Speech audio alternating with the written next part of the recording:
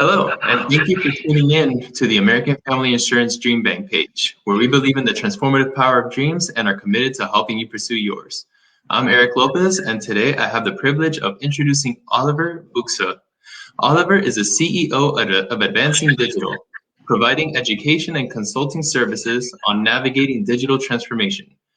Advancing Digital is an evolution of Advancing with AI Wisconsin, which he co-founded and led from 2017 to 2019.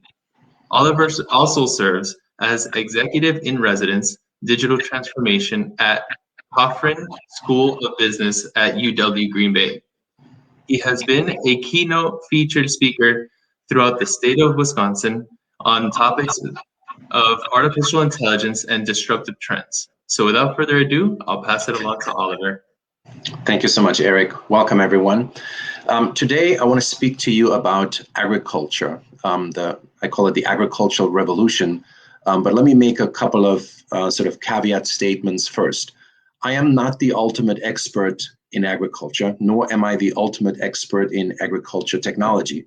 I'm not working for an agricultural lobby firm. I'm not trying to sell any ag products, nor am I on the opposite side, positioned against agriculture. What I do is I'm a strategist, excuse me, and in the last 3 years, I've focused my thinking on digital transformation. So I observe how different technologies evolve and how they impact various sectors. And today, I'm going to share my thoughts on how this sector of agriculture is going to be shaped through the various technologies. Some of you may be deeply entrenched already in agriculture, so some of the intro stuff may be old news to you, but I still want to set the stage a little bit. If we go back through the history of agriculture, in the earliest stage of where our civilizations evolved, agriculture was really the defining human industry. It shaped the emergence of civilizations, of settlements, of trade, and so forth. The first agricultural revolution happened in Britain. Enclosures, mechanization, crop rotation, selective breeding, et cetera, to drive higher outputs. We often talk about the Industrial Revolution and we focus on steam power and mechanization, but in parallel to that Industrial Revolution, we had the first agricultural revolution that really drove much higher outputs.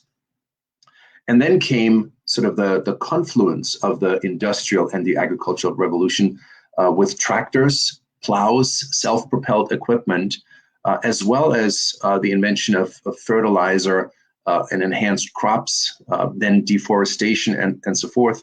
We all of a sudden had agriculture at a scale that had never before been possible. So it's no longer the man and his plot trying to get the best that is possible, but now all of a sudden it is machines working the land, clearing the land, and we have a whole new scale of agriculture, obviously with side effects, deforestation being one of them, an exploitation of the soil that led to some of the lands not becoming arable anymore. We then moved to a coexistence of paradigms. So we still have the traditional agriculture that maybe follows those principles. We have ecological agriculture, sustainability concepts, permaculture, and we're now maybe moving to a sort of a soil-less indoor agriculture. So we're going to see some of that in the presentation today. What's coming towards us now is the age of intelligence. In the same way as machines and mechanization shaped and reshaped agriculture, now intelligence is going to do the same. And I'm going to introduce to you a framework that we can go through to explore the different ways in which that intelligence is impacting the ag sector. I also want to, as a second point of reference, introduce these different perspectives here on agriculture. On the global scale, when you talk about ag at the United Nations, it's about how can we consistently feed a growing world population? What role does agriculture play in the climate crisis? All these cows and the meat production. Do we need to mitigate that at some point? How important is it in international trade and so forth? So there's a global level of discussing agriculture. And then you have a national level. And here it is really about self-interest and self-preservation. Even though we do live in a connected world, the United States, because of its trade power, could potentially source all of its agricultural needs from other countries. But there is a national security interest in not becoming dependent on completely, foreign-sourced imports. So there's a big effort to maintain domestic agriculture at scale that, if necessary, we could at least move a step closer to self-sufficiency. There's obviously also the economic interest. How many jobs, what percentage of gross domestic product is tied to agriculture and related activities? The transportation industry is a big partner of agriculture, the packaging industry, the retail, and so forth. And then another big sort of national domestic aspect is food safety, FDA ensuring that the food that ultimately reaches our tables, our plates, is healthy and is safe for us to consume. And then finally, we have the local level. And at the local level, the discussion about agriculture is a lot more emotional. There are traditions, there are innovations, there's a sense of identity, especially here in Wisconsin. If you go to breakfast on the farm, you can sort of feel that. We have an agricultural museum here in Manitowoc, and it's just amazing, how you can learn about the different ways agriculture has evolved. There's also the discussion about localizing the food supply. Some farms and farmers market have gone to that sort of field to fork concept. Let's produce locally and consume what we can grow here in our neighborhood. And then, of course, all of the above trends have sort of an echo onto the local level. So in today's discussion, I'm going to start a little bit more with the national and local perspective, but if time permits, at the end, I want to come back to the global perspective. So first step here, national and local, and the theme is that it's more evolution rather than revolution, especially here in Wisconsin. We don't jump onto every sort of technology innovation train, sort of first on to the train. So it's going a little bit more gradual, but there's no debate that over time these technological advancements are impacting agriculture, and in that sense, it's actually quite important that we're having this dialogue, that we're educating our farmers and our consumers how digital transformation is going to impact the ag sector. A couple of facts. There are 60,000 farms still in Wisconsin. That number is declining at about 1% per year. I thought maybe the decline would be larger. There have been some spikes, but we're holding up fairly well still. Ag has contributed $7.2 billion to the GDP in 2019. So that is out of a $349 billion total GDP. So it is a formidable sector, but obviously it is no longer the dominant sector. 400,000 jobs in Wisconsin are tied to agriculture. That's 11% of the state's employment. And the annual total economic impact is $88.3 billion. So the 7.2 is the direct impact of growing the agricultural products. 88.3 is the total impact once you consider packaging, refrigeration, transportation, the retail sales chain, and so forth.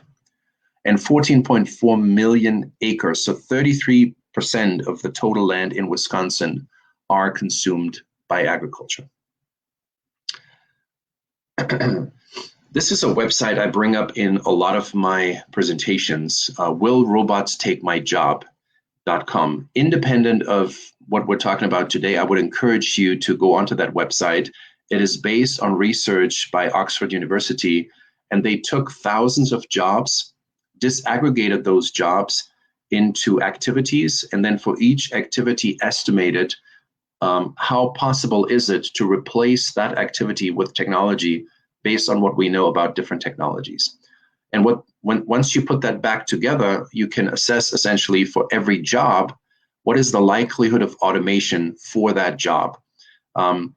This is not only important for each one of us, but it's critically important for our children or those who are in college who are about to make important career decisions, that they have clarity in their mind what is going to happen to their jobs in the future.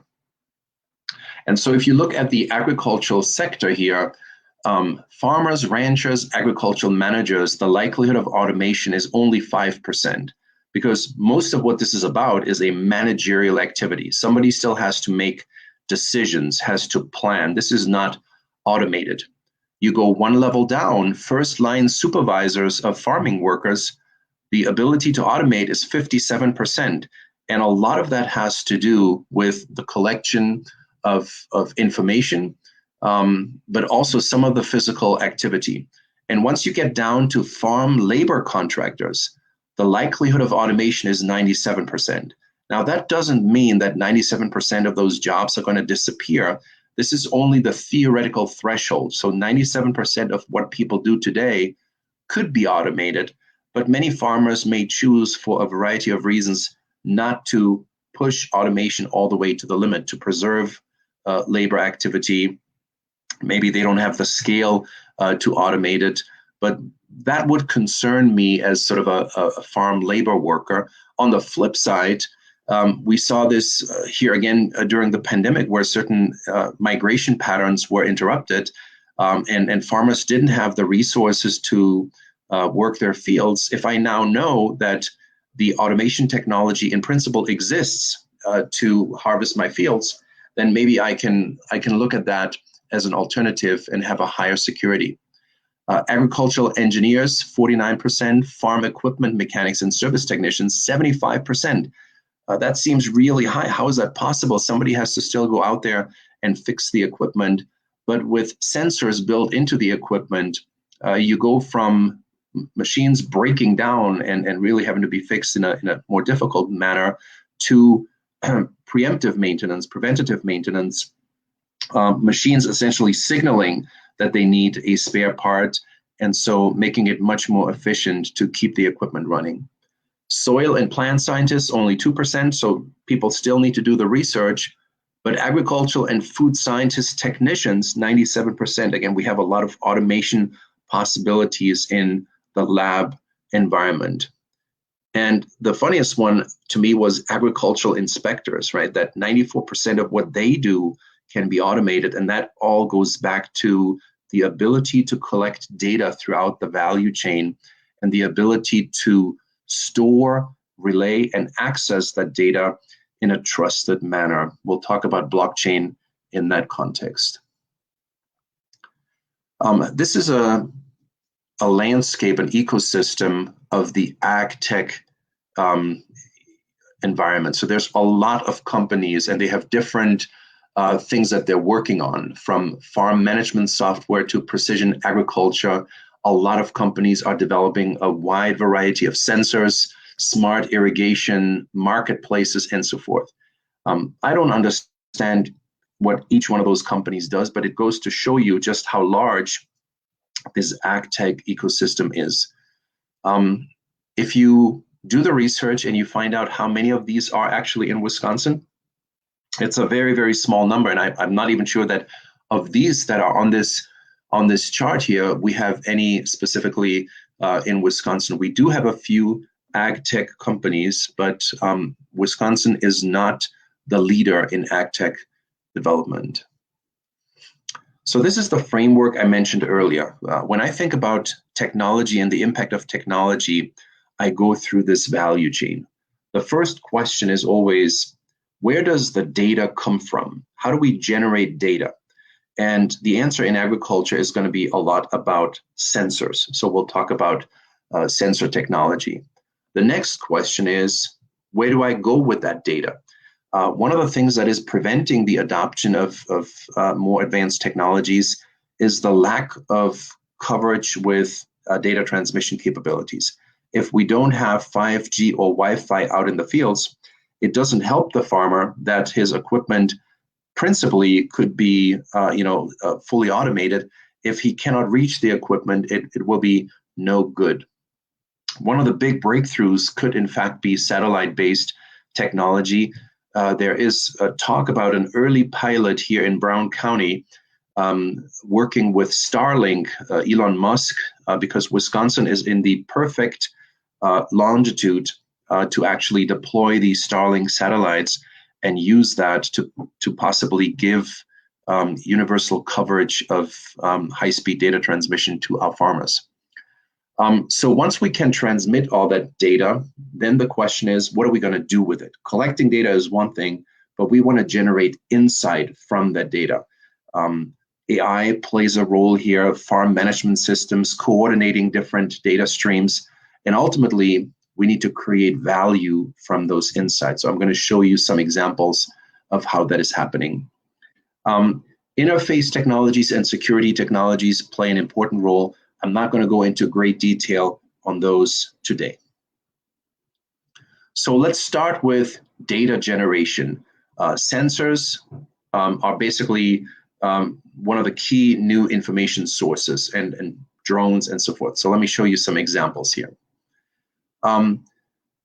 In agriculture sensors, you could have moisture sensors. You could have GPS locators that tell you precisely where your equipment is on the field. You could have soil sensors, chemical sensors, physical sensors. You could have sound sensors, irrigation sensors that sort of control the equipment and so forth. So there's a wide range of chemical, physical, technical, aquatic sensors and so forth. And the question is, where do we put them? Do we put them into the ground? That's very costly if you have to sort of cover a large area. Or can we put them into equipment that surveils the ground, right? So if a drone, for example, through various camera views can collect similar information to what ground-based sensors would collect, then that is clearly superior because we can move that drone over the field and be much more efficient in collecting all that data rather than having to put all these sensors into all the various places on the ground. Most of these sensors can be controlled with mobile apps, so that allows the farmer now to be anywhere, really, be in their farm office or maybe even be on vacation and still control the status, observe the status of the fields, of the equipment, and how the equipment is interacting with the fields. I'm not going to read through all of that. This is sort of for your consumption, but it goes into more detail on the various sensors that are out there, allowing you to locate your equipment. Optical plays a really important role, being able to look in different spectrums of the light, understanding the condition of the soil, the condition of the plants, or even the type of plant. We'll see some examples of that. I mentioned the superior impact of drones. Drones play multiple roles in future agriculture, not only in surveilling the fields or the crops.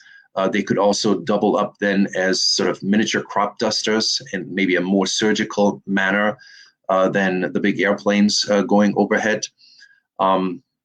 Watering needs, crop progression, all of that can be monitored through the drones. And the drones in themselves are moving from being individually controlled to swarm technologies. So drones that basically negotiate with each other what position they are in, what distance they keep to each other, so that you could have a swarm of drones flying over a field and then syncing up the information that they have collected.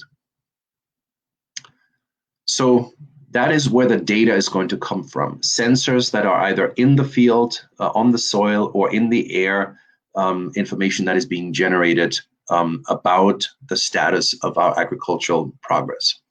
So let's talk about data transmission and organization.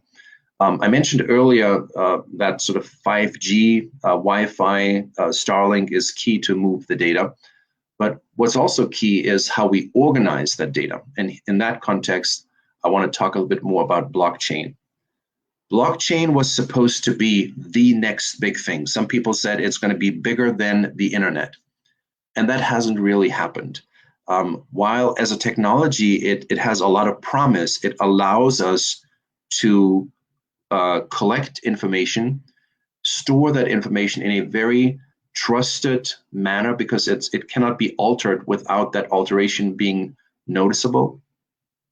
It is meant to be a distributed technology where not one person owns access to all that data, but it is distributed over many hosts, if you will, and there are protocols that sync up how these hosts negotiate the validity of the data. So the promise of blockchain is incredible. And in fact, we have a separate seminar that deals with the promise and challenges of blockchain.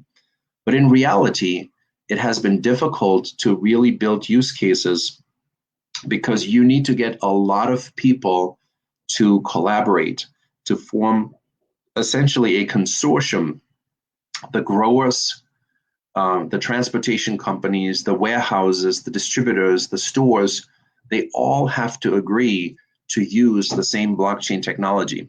So it's not surprising that Walmart, with help from IBM, was able to do that because Walmart has such a market power that they were basically able to force everyone throughout the supply chain to go into their system or basically not do business with them. And so they were using it, for an example, to track the pork supply chain in China. What farm did a specific piece of pork come from? Which warehouses did it go through? How was it transported? At what temperature was it transported? Was the cooling chain interrupted at any point in time?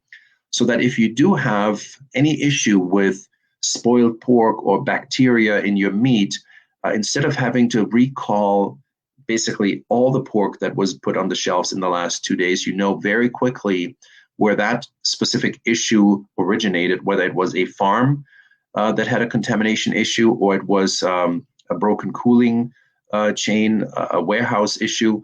You can identify that and you can mitigate the damages dramatically. That is a benefit not only to Walmart because it reduces the economic impact, it is also a promise to the consumer to say, we can make it visible to you where a food that you're buying, where that originated from, how long it has been essentially en route, how fresh it is really, what quality it is, and you can trust that information. And therein lies the rub, right? Because you still have to trust. So there's two problems. Let me talk about trust in a moment.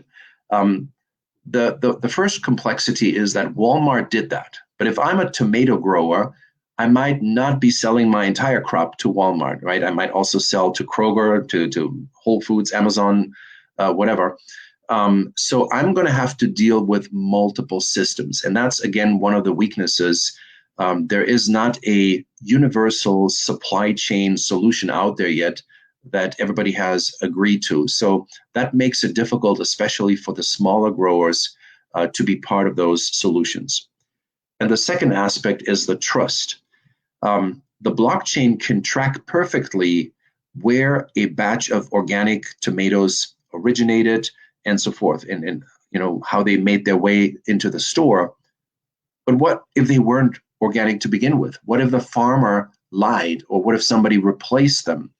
So to solve that, we're still going to need some level of checks and balances, some level of agricultural inspection. Again, sensors can play a critical role because I can put a sensor on a truck, and that sensor can tell me, or even on a container that is on a truck, it can tell me what is the cooling status in the container, what is the GPS location, how long is it stopping at any given place. But there's still always that question: could somebody manipulate the information about the product? So that trust barrier has not been completely resolved yet. If you want to dig deeper, there's a great website here. In fact, there's two of them that show you different blockchain use cases in agriculture. So from how you can use blockchain within a farm to oversee inventory, all the way to this sort of supply chain solutions that I just talked about. The next aspect is creating insight from that data. So if we have all these sensors and if we can transmit that information and in a credible manner store the information, what do we do with it? So precision ag and farm management systems are two topics that I want to talk about here. The definition of precision agriculture is that instead of thinking of a field as an entity, I now have information about different quadrants of that field. And depending on how sophisticated I can get, I could make these quadrants very small, cells, if you will. And I can collect information about the size of my crop in each cell, the status of the soil, what is the watering need of that cell. And based on that information, I could then create a release dosage for water and for fertilizer that is optimized for each cell, because my equipment is going to be configured in such a way that I know exactly from a GPS coordinate where I am. And I have sensors on my equipment that can basically release whether it's water or fertilizer or herbicide in such a manner that it matches the identified and analyzed need of the land. That obviously reduces over-fertilizing. It makes it much more efficient from an irrigation perspective and so forth. So this is a new concept of basically thinking of a field as sort of a network of microcells. In terms of farm management systems, there for years now, UW-Madison has worked on this concept. And their key observation was that individual data streams already existed on the farm. It's not that farmers didn't work with data. There would be data streams around feed. There would be data streams around milk production. There are data streams around what's growing out in the fields, data streams around product outputs and so forth. But these data streams were not integrated. And so the big advantage of really drawing conclusions, how all of it comes together and making that visible to the farmer, that is what they're tackling, to give the farmer essentially 360-degree visibility of how their decisions are impacting outcomes along the entire value chain. I have not seen a recent update on that. So if anybody has sort of current information on how they're doing down there in Madison, I'd love to hear about that. And then sort of the last part is value creation. So, okay, it's all good that we have this technology. How do we actually make it work? How do we turn it into something really tangible? So these new perspectives in agriculture, I mentioned earlier sort of the coexistence of paradigms. You have on the traditional end of the spectrum still large machines working the soil. There's an annual technology conference in Las Vegas called CES, and John Deere has been there. This year it was a virtual conference, so they couldn't exhibit anything. But last year they were there with a massive machine. I think it had probably 100-foot wingspan. And they wanted to show how they were incorporating all of these optical and sensor technologies into their current equipment. Some of that equipment is operating autonomously. Some of it is still being conducted by a driver. But I would call that the traditional paradigm of agriculture, big machines working the land.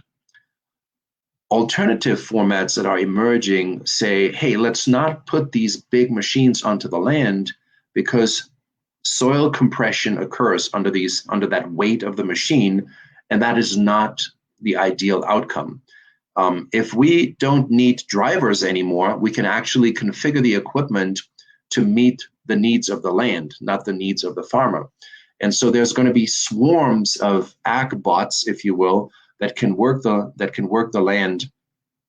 Think of the Roomba cleaning your living room, or the automated lawnmower that's maybe out in your garden. So I'll show you some of those. And then another paradigm that's emerging is sort of what's called urban farming. So soilless farming, or sometimes it actually still, it utilizes soil, but it's not the soil in the ground. It's basically inside of a controlled environment, and I'll show you some examples of that. So this is the picture that I took at CES Las Vegas in 2020. So this massive machine there, and you can see the wingspan of this, but within that wingspan, you have a multitude of optical sensors that can identify what's below. You can then control the release of, whether this is now fertilizer or herbicide or pesticides, whatever it's releasing. The equipment could be GPS controlled, so it may or may not require a driver. But to me, this is sort of the epitome of the traditional paradigm. We're going to just put more technology into our current equipment so we can continue to operate principally the way we have operated. Some of that equipment is even designed to not have drivers anymore.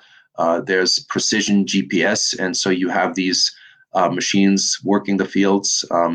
They may not even care about the time of day because the driver needs to see, but these machines might have infrared sensors. They can operate at night 24/7. They don't get tired. They don't need breaks.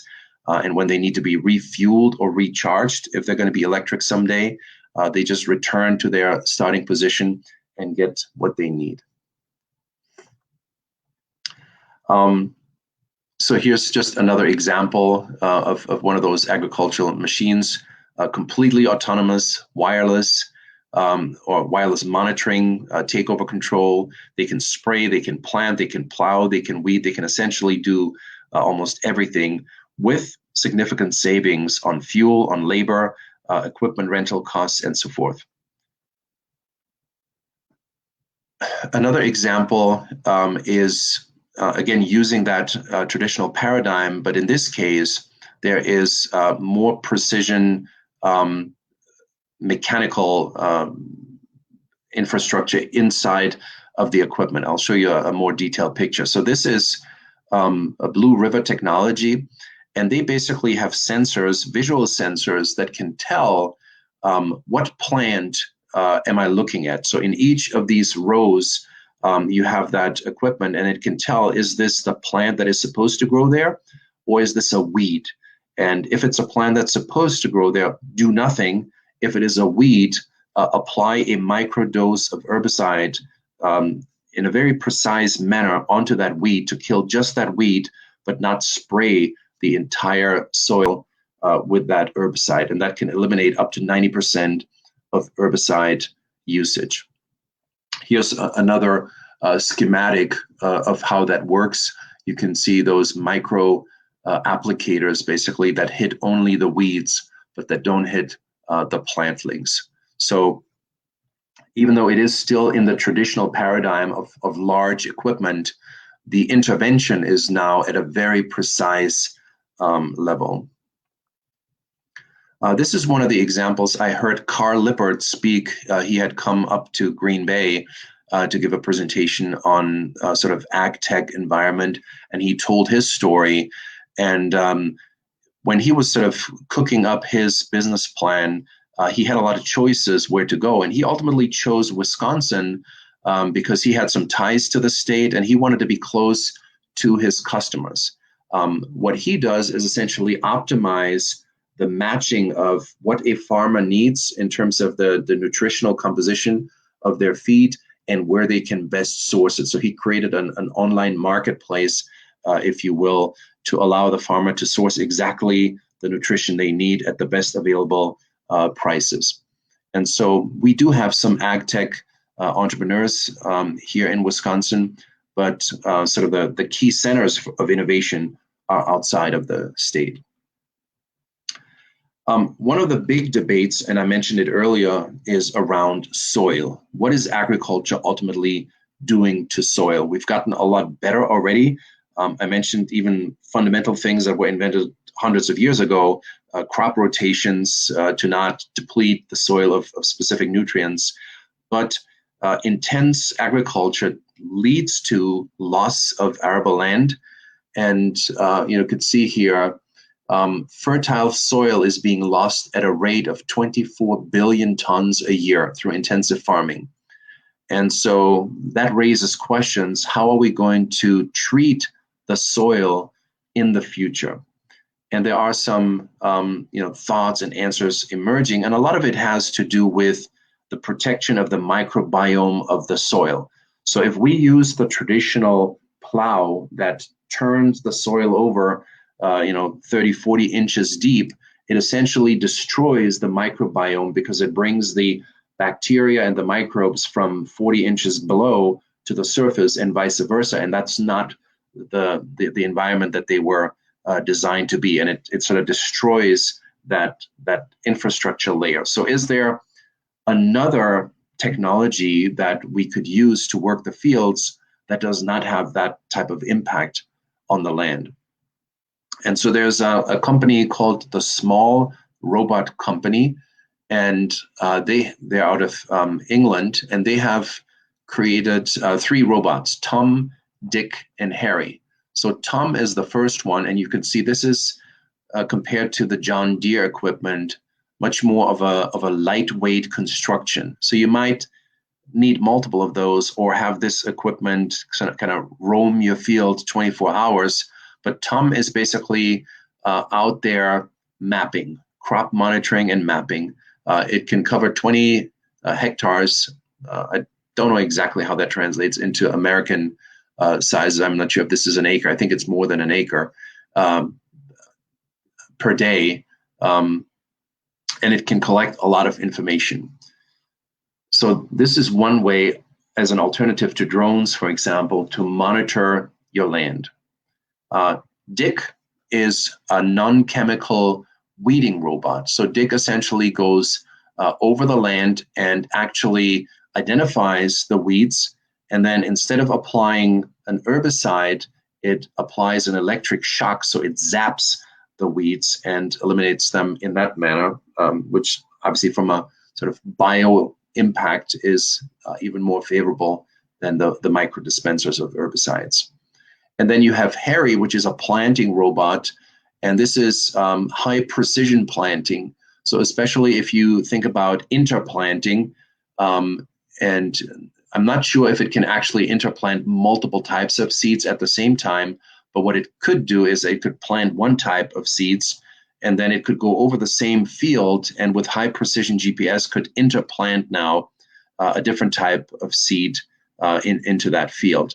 So this, to me, is a completely new paradigm of agriculture. Instead of having these massive machines built for efficiency, these new machines are built in part to protect the soil, to accomplish the same task in a slightly different manner.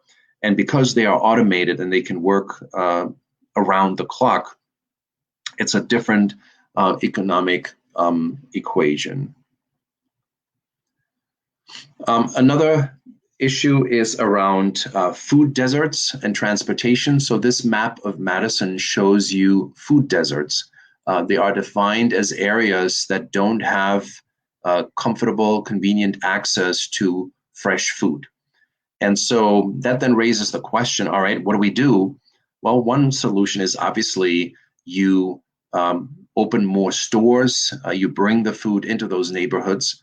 But an alternative could be, could we actually grow the food out in those neighborhoods? So there are different pilots underway to build urban food solutions. Now, Madison may not be so bad.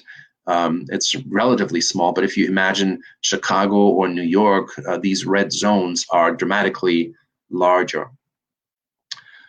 This is an example from Green Bay. They used the old National Guard armory and turned it into the farmery.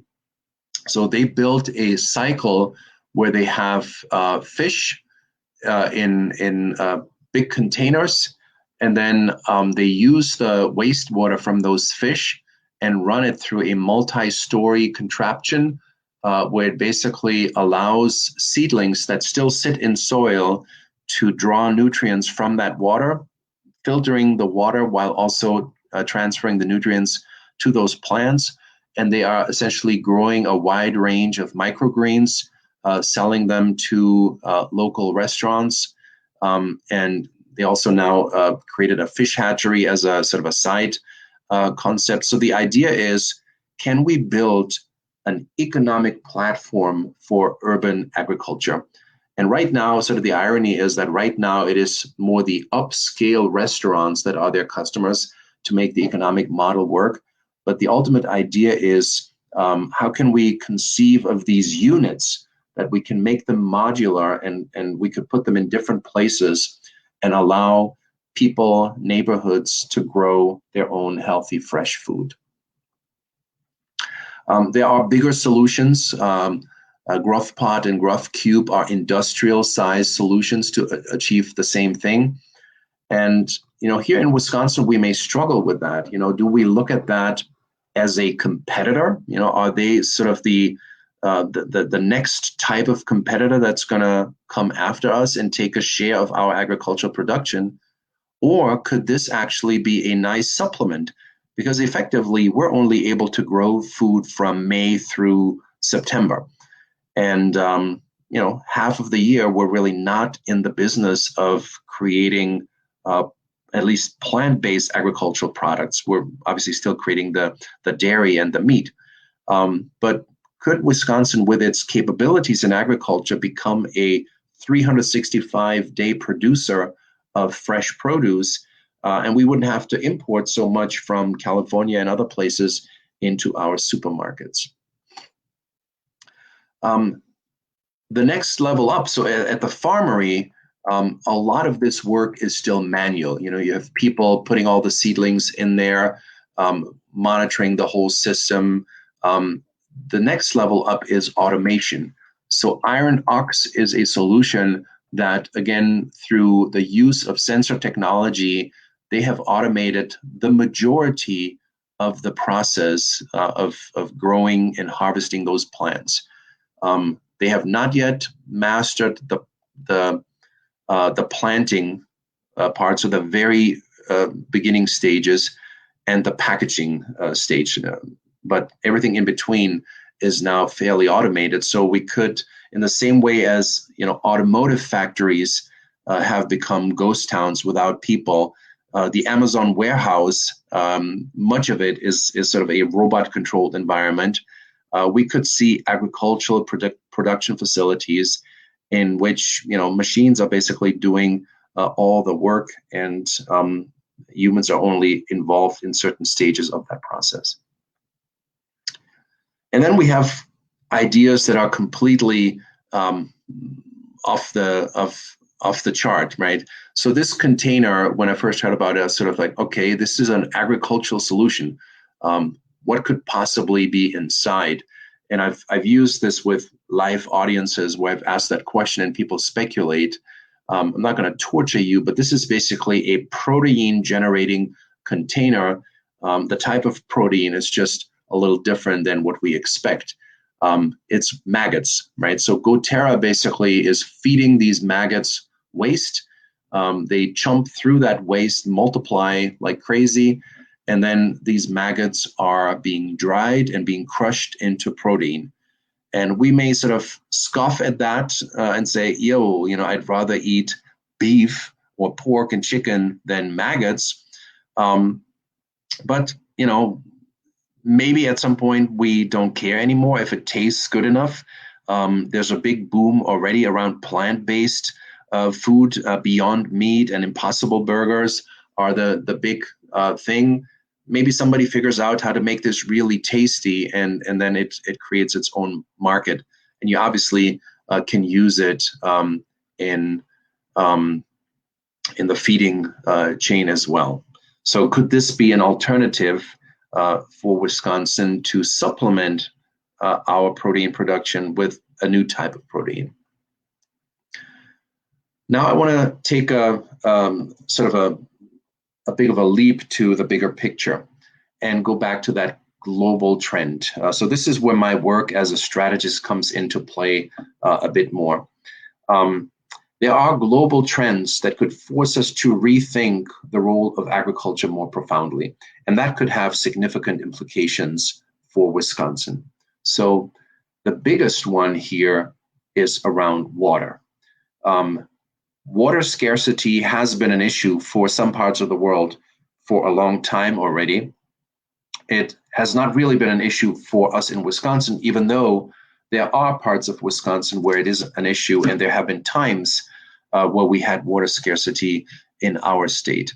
But we have the luxury of the Great Lakes, which are a water security buffer, right? There's going to be years in which we have a surplus of water, and the Great Lakes can store that surplus, and there's going to be years in which we need more water. Others don't have that luxury. If they get hit by a drought, it is devastating, and they don't have the resources to recover.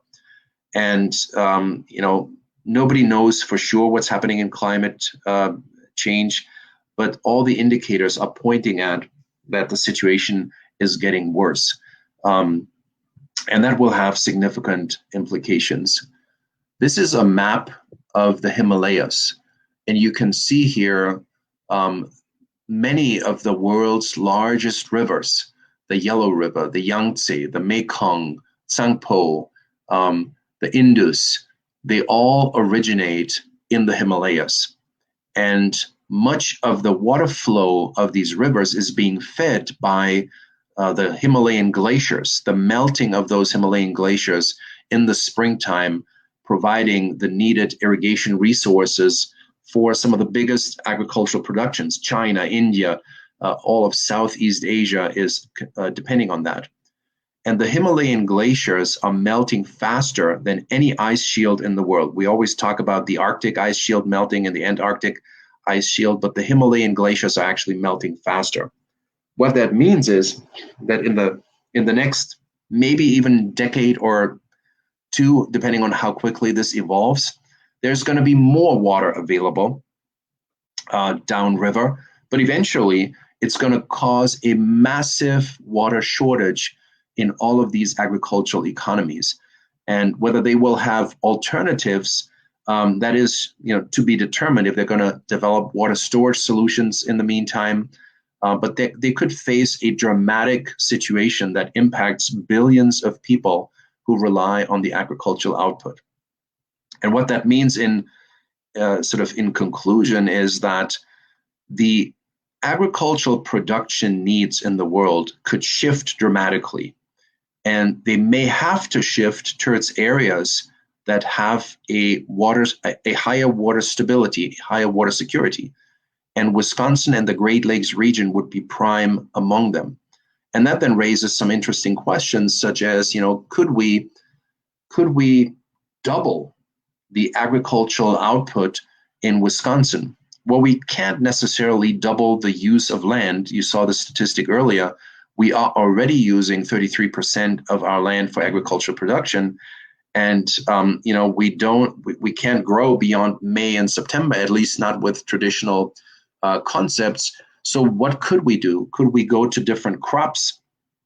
How do we sort of negotiate our water stability, the stability and health of our soil with what may be a much increased global demand for agricultural products? So these are some big long-term implications that we need to weave into the dialogue about the agricultural future of Wisconsin.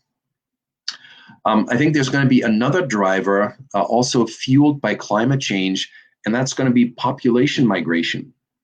If you listen to all the stories about droughts and wildfires in the West, hurricanes in the Southeast, rising sea levels and how that's impacting coastal communities, I think we're going to see forced migrations of people towards a more stable environment.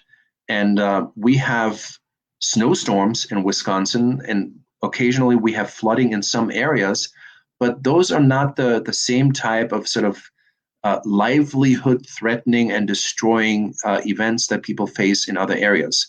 And so we could be one of the few net beneficiaries of what globally is going to be a massive problem, the outfall of climate change. So if we're going to have inbound migration into Wisconsin, so a higher population, higher demand for food resources, and we're going to have a shift of global demands, in the positive language, there could be golden years for the Great Lakes region ahead. In the more concerned concept, we are not really prepared to meet that demand without exploiting our natural resources. So we have to begin to think about how we want to position ourselves and how we can prepare for that opportunity or change. So I mentioned all of these population migrations, global production shifts, and how do we deal with this boom in the Great Lakes region? I call it the chance of the century in agriculture. What would it take to multiply our agricultural output here in Wisconsin? From a water management perspective, a soil protection, maybe moving to 365 agriculture options to supplement what we're currently doing. What would be the optimal mix of agricultural outputs? Should we sort of gradually shift away from dairy, feed, corn, and soy? Should we maybe develop more specialty ag opportunities? We already have ginseng, we have cranberries, we have a few other things. Will we do better economically by meeting global needs for those specialty products, especially if maybe our growing season is going to be a little bit longer and a bit more favorable? And which of the agricultural paradigms are we going to deploy? Are we going to move more towards the soil protecting swarm technologies? Are we going to optimize our traditional equipment? And how do we bring this dialogue to Wisconsin, to people at the state level, to people in the agricultural community, but also to consumers? So those are some of the long-term questions that I wrestle with and that I seek to address in my conversations with key stakeholders. So with that, Eric, I am done with my material and happy to entertain any questions that people may have. So I'm looking at the chat here. I do not see any questions right now. I guess I can give people a few minutes to add anything that they want to ask. But I do want to thank you for your presentation. I mean, this was very informative. I learned a lot about the technology of agriculture and farming, and I think there's a bright future ahead and a lot of like innovative things that are coming down the pipeline for sure. So I'm really excited to see what the next few years bring up with all of this automated technology. Very good. I don't see anything coming through right now, but I want to thank you, and I want to thank all the viewers that have been watching with us tonight. And please go ahead and follow us on Facebook if you haven't already followed us, and also on our other social media channels.